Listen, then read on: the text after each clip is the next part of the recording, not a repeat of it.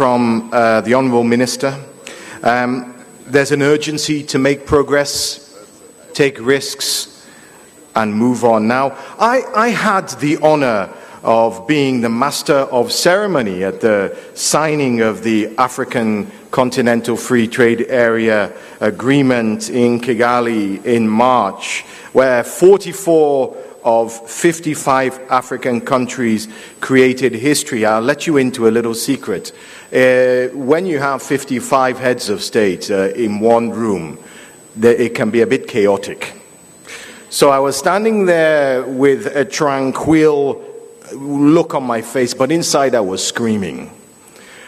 Because things were moving so fast. Someone gave me a piece of paper that said 24 countries would sign. Remember, I'm standing at the podium and I'm told 24 countries will sign. Then it became 25. Then it became 30. Then 35.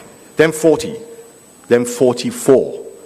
And at the end of the day, I realized that I was standing in the middle of history. That it was one of the greatest achievements in modern history for the African Union. 44 out of 55 nations. Now, yes, it's brilliant. It does deserve a round of applause.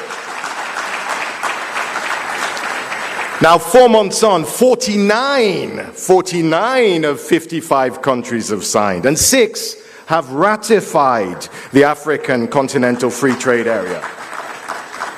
Now, we were really thrilled that of that 49, just a few days ago, South Africa joined the long list of nations that will create the world's largest free trade area since the WTO.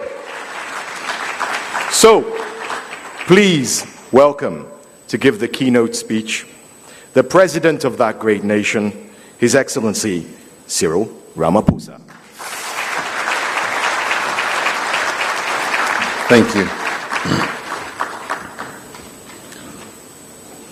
Program Director Mark Edo, the President of the Africa Exim Bank, Honorable Ministers, Your Excellencies, members of the Diplomatic Corps, distinguished guests, and ladies and gentlemen.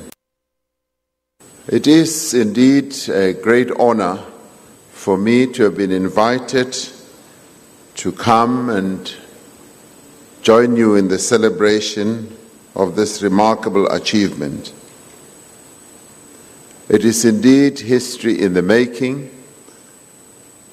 Allow me to congratulate you, because to have existed for 25 years must have taken a lot of doing. For us as South Africans, the 25th anniversary of your bank coincides with 2 historic occasions in our country: the centenary of the birth of the founding father of our democracy and nation, President Nelson Mandela,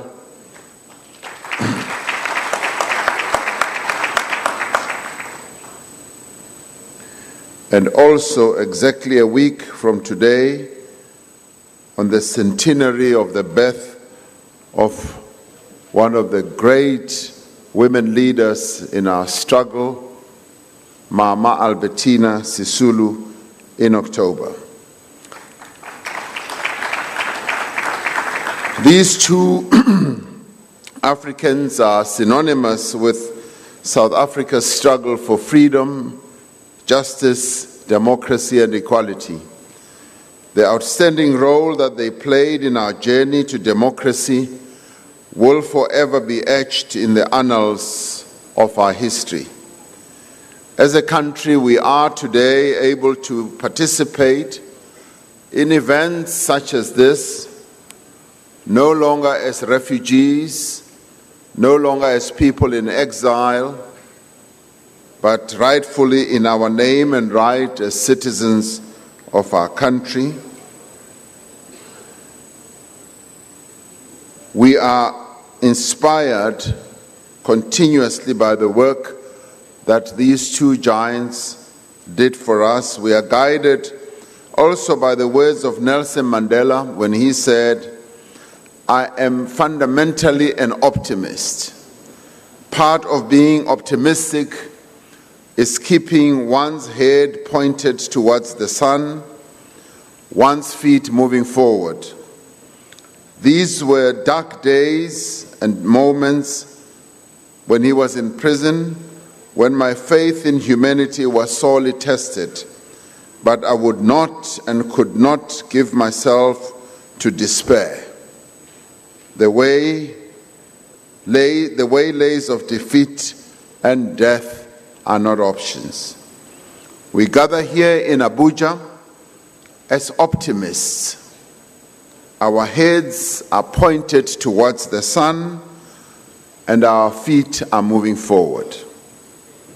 We are not daunted by the obstacles that we face as Africans, nor discouraged by the setbacks that we experience from time to time.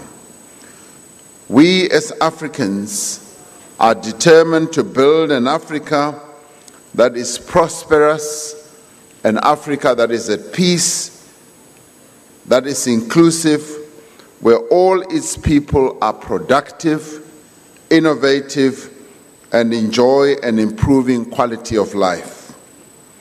As Africans, we should play the roles we are destined to play because we are well endowed not only with natural resources, but outstanding innovative talent that was seen by a writer called John Reader, who said in his book called Africa, a biography of the continent, where he affirms Africa's pivotal role in innovation and civilization, when he attests that about 100,000 years ago, groups of modern humans left Africa for the first time and progressively colonized the rest of the world. He continues, the innovative talent they had developed in Africa carried them into every exploitable niche of the world. They moved across the Sinai Peninsula and were living in the Eastern Mediterranean region by 90,000 years ago. They had reached Asia and Australia by 40,000 years ago, and Europe by 30,000 years ago. He continues, they had crossed the Bering Straits by 15,000 years ago and had reached the southern tip of South America by 12,000 years ago, the last remaining large habitable landmass. New Zealand was colonized 700 years ago. By the early 1990s, he continues, people had been to the moon. Such achievements, all by virtue of talent, which had evolved in Africa. Given this account, one can say that if modern civilization, as well as the trading capability and the technological development that we see around us today, are judged to be the epitome of human achievement, then it is unlikely that the material way of life which most of humanity currently aspires would have happened without the innovative talent that originated on the African continent. If nothing else can encourage us to achieve great feats as Africans, then this DNA that John Reader talks about, the DNA that we have inherited, should be sufficient to propel us forward. This talks to the theme of this gathering, celebrating the past and shaping the future. Because indeed, We can look at our past as a continent and the contributions that we have made to human civilization and use some of those talents that evolved amongst us as Africans to shape the future. We are encouraged by the ongoing work of the African Union and its organs. We have seen significant growth and development in a number of economies across our continent. We have many success stories of companies and organizations that are making a great difference in the lives of many people on our continent. We have also seen how many countries have achieved high and consistent levels of growth in their economies, thus improving the lives of their people. Your bank is one such story, which serves as an example and an inspiration to many others.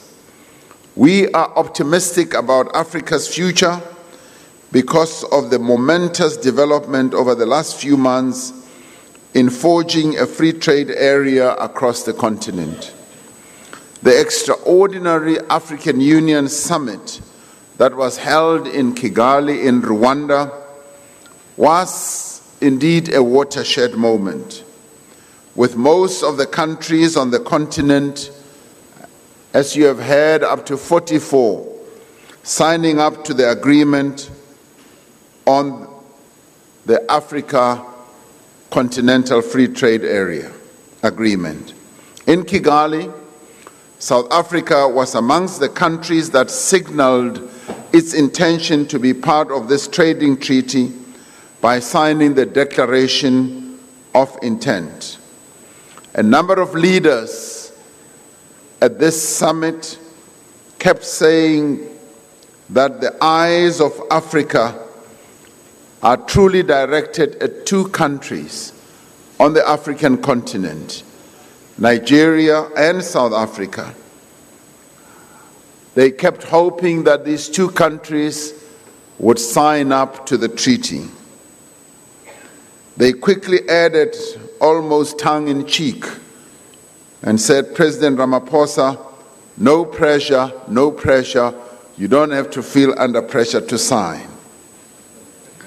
Well, we signed the declaration.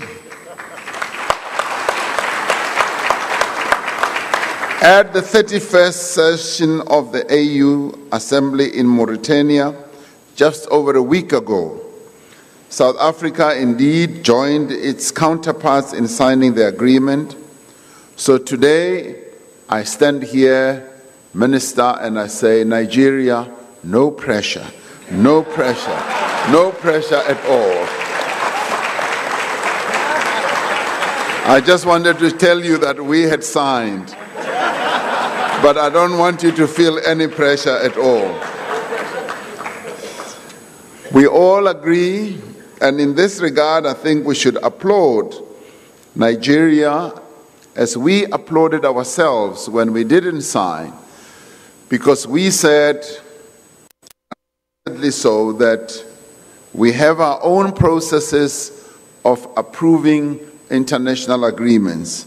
We need to consult quite extensively and deal with a number of role players in our country before we put ink on paper. We have done that, and we will soon be ratifying it. So you, as Nigeria, should also be applauded as you go through the process of consulting and dealing with all the various role players. So it is in that regard that I say, no pressure, take your time, but don't tarry too long, because the continent is waiting for Nigeria and South Africa. We all agree that the agreement on the Continental Free Trade Agreement represents a new dawn for our continent. This new dawn signals the unity of purpose amongst Africans. And it is a quest to work together to achieve a common goal of a prosperous and independent continent. The CFTA makes us a winning continent because it carries a vision that represents the aspirations of our forebears. It encourages unity amongst us rather than division. It gives practical expression to our long-held belief that the interests of any nation on our continent will become meaningless if they are not pursued within the context of a shared prosperity among African people as a whole. It is a significant step towards the creation of an integrated and diversified market of approximately $3.3 trillion with a population of well over 1.2 billion. In pursuing the CFTA, we seek to combine market integration with industrial and infrastructure development to ensure that we enhance Africa's productive capacity, address supply-side constraints, and alleviate the infrastructure deficit that is so pervasive across the continent. It is about time that the talent and productive capacity that this inherent agreement that is inherent amongst all of us as Africans be utilized to develop our continent. This enormous capacity we have has, from time immemorial, been used to develop the environments of other parts of the world. We have had great capacity from time immemorial. We're not only the originators of civilization, but we were also the contributors of the development of other parts of the world. You look at how Europe is developed, and you ask yourself, where did the material, where did the innovation that they now have come from?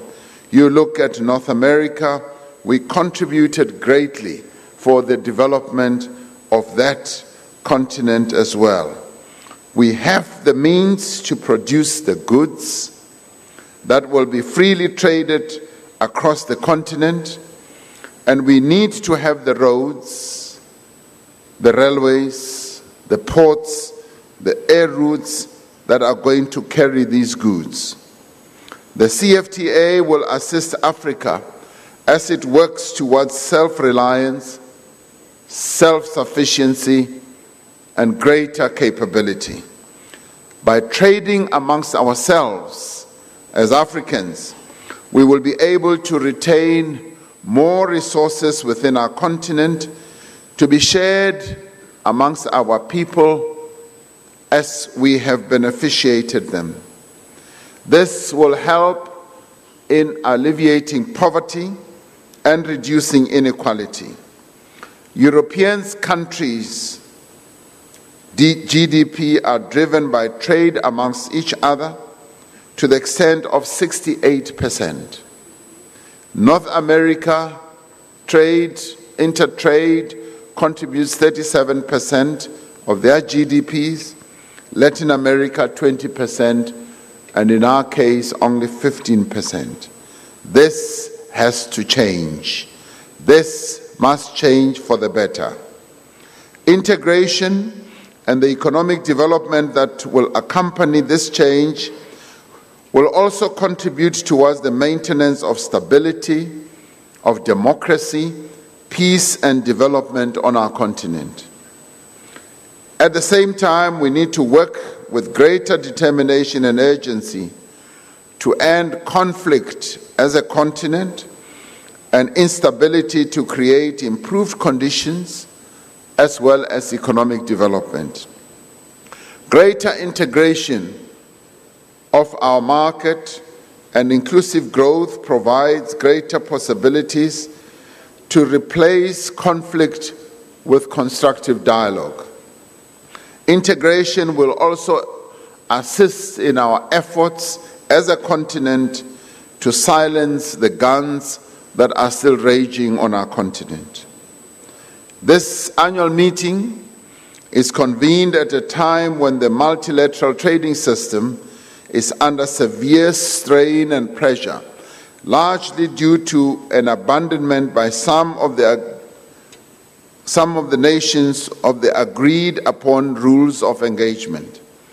It is important that this meeting considers the full extent of this strain because it carries the risk of reversing the modest gains we have made in placing development at the center of the multilateral trading system.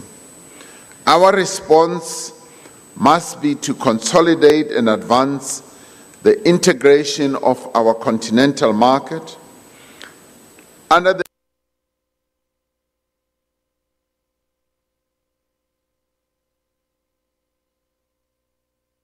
a line there from Abuja, but that's essentially an address by South African President Cyril Ramaphosa to the celebrations of the 2018 annual meeting and the 25th anniversary celebrations of the African Export-Import Bank, Afrexim Bank. We seem to have recovered the line. Let's see if we're able to go through again. Nope, I think it's dropped again. Ensure that the liberalization of trade